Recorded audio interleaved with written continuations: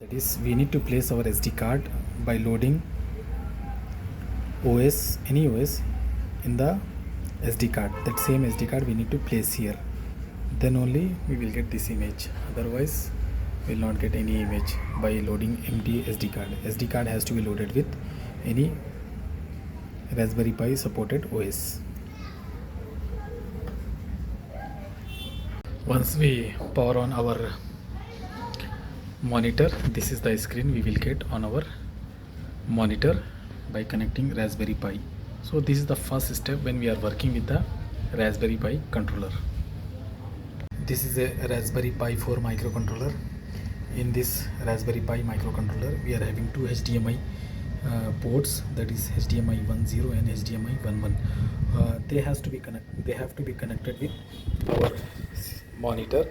So to connect with the monitor, this kind of a VGA cable will be available.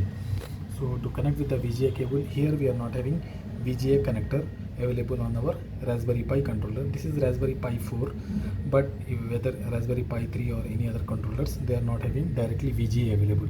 So we need this kind of converters. This is called as micro HDMI to VGA connector. Here it will be female connector and this will be male connector, always male connector available on our monitors. So we just need to connect them together.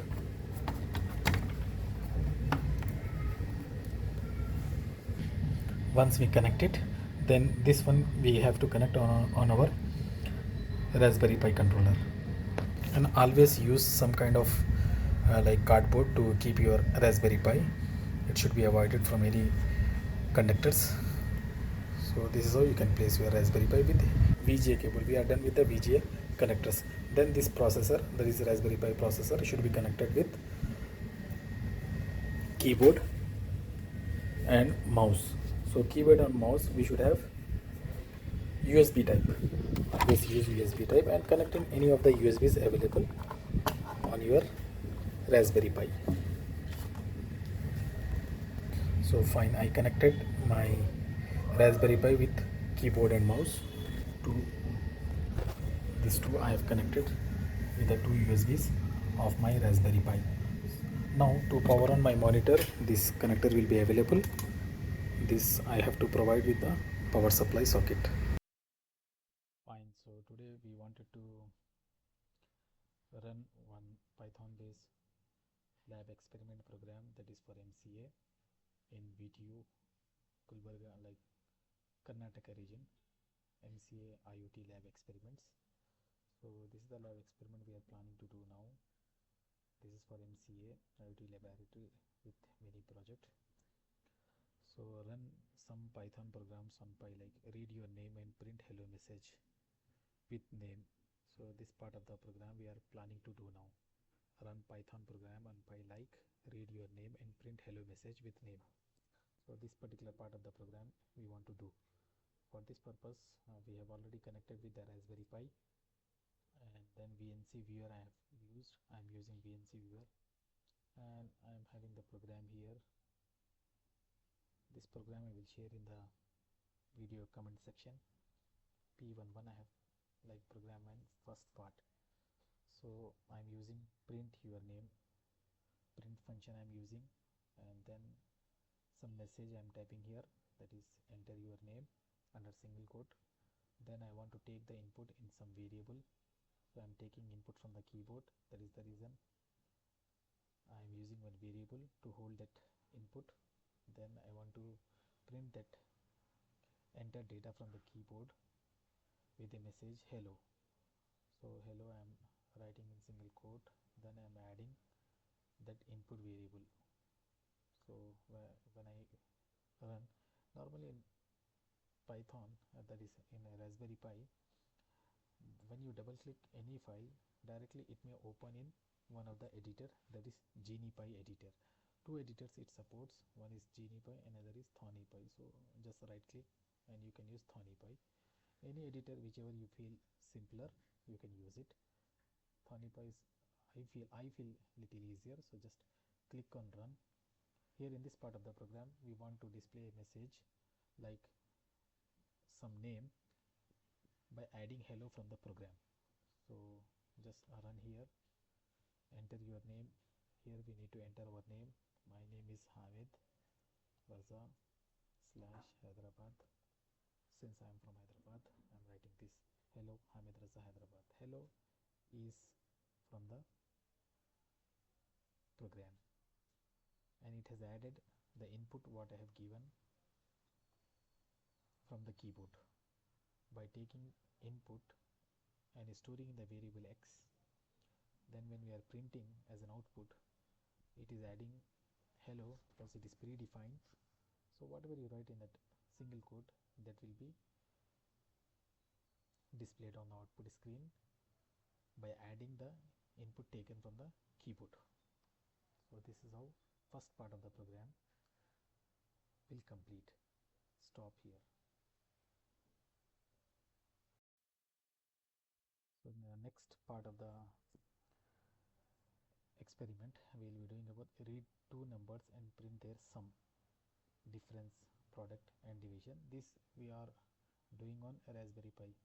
So second part of the program, in the first experiment, second part, that is read two numbers and print their sum, difference, product and division.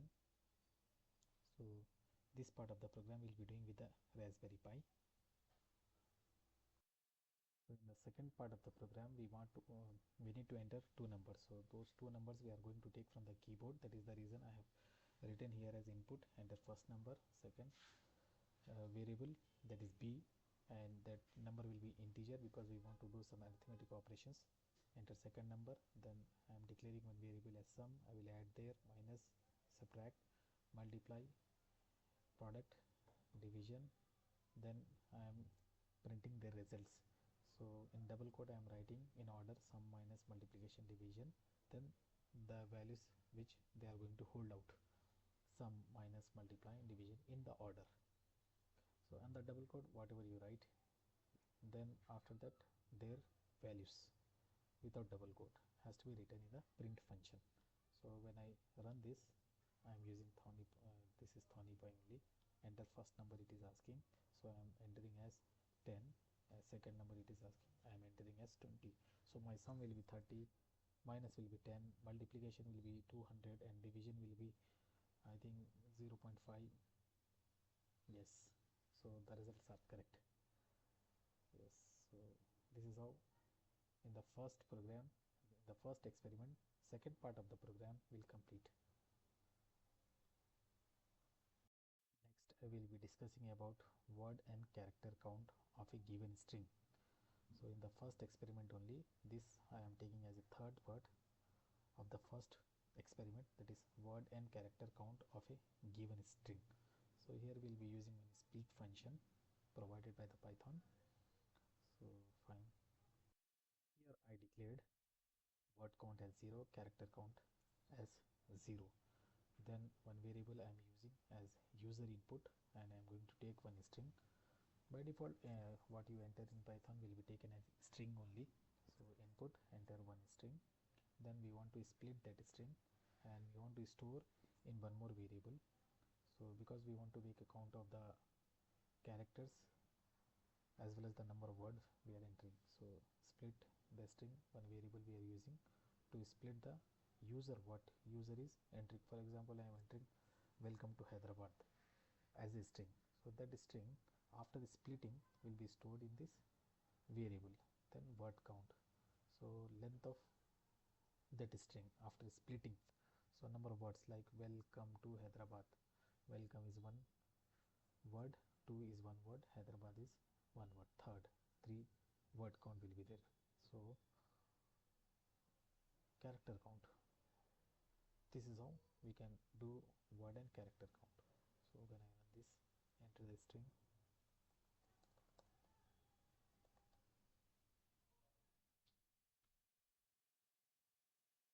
total words are 3, total characters are 18. This is how we can run the first experiment, third part.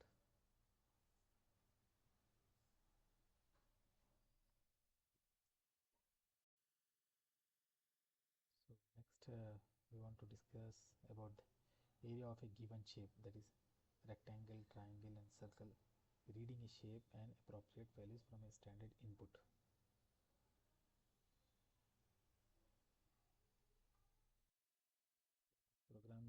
Actually, some max is involved in this one, so I don't know how good I am at this, doing at this, but fine. Somehow I have taken from some internet sources and written this program. Enter an option for the shapes. So first is square. I want to enter.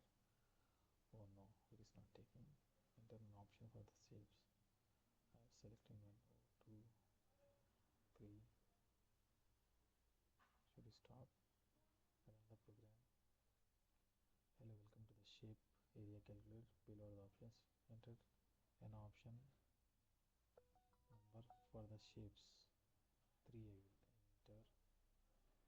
Enter the site. 10 I am entering. Do you want to continue? Yes. Enter an option for the number of shapes for 4. Enter the radius of the circle 5. Do you want to continue? Yes. So this I don't know much, so just I did this one from internet sources.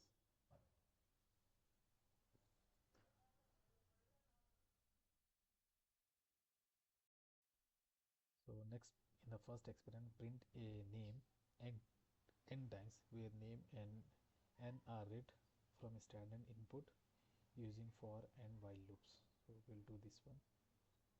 I will go to my VNC connector. So this was the previous program I closed, so I've written here. So one input is taken here. Enter your name and n.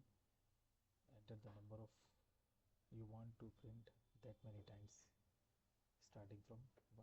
While this is done with a while loop, so you run this one. Enter your name,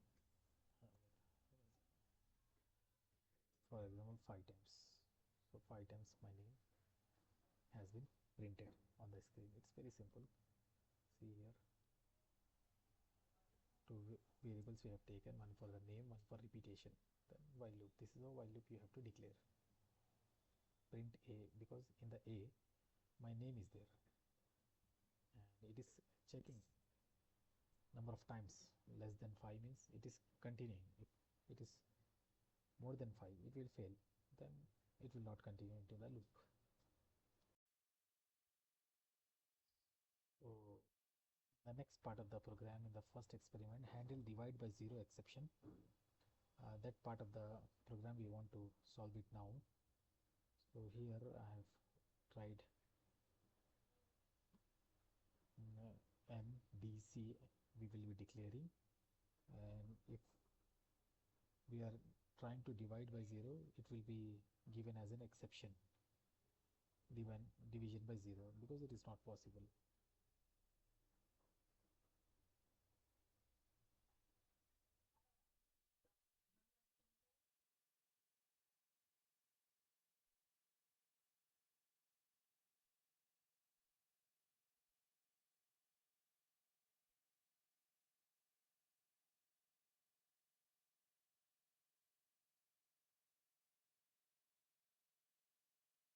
Division by 0, so this will be an exception.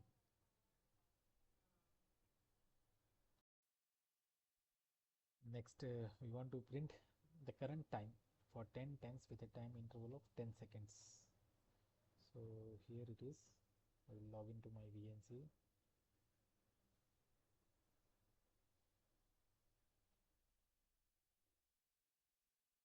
So I am importing time by using the import function.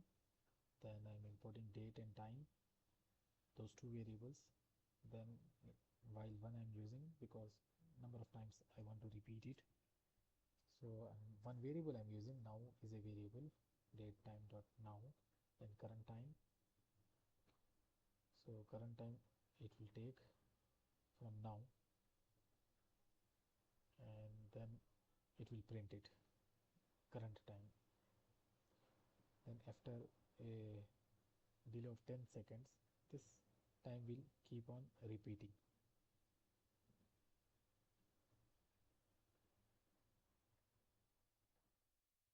Current time is 8:31. So likewise it will keep on repeating every 10 seconds. So 8:41 now it is. Likewise 8:51 will get the update. We'll get the update at 8:51 and that is 9 1 it has to be.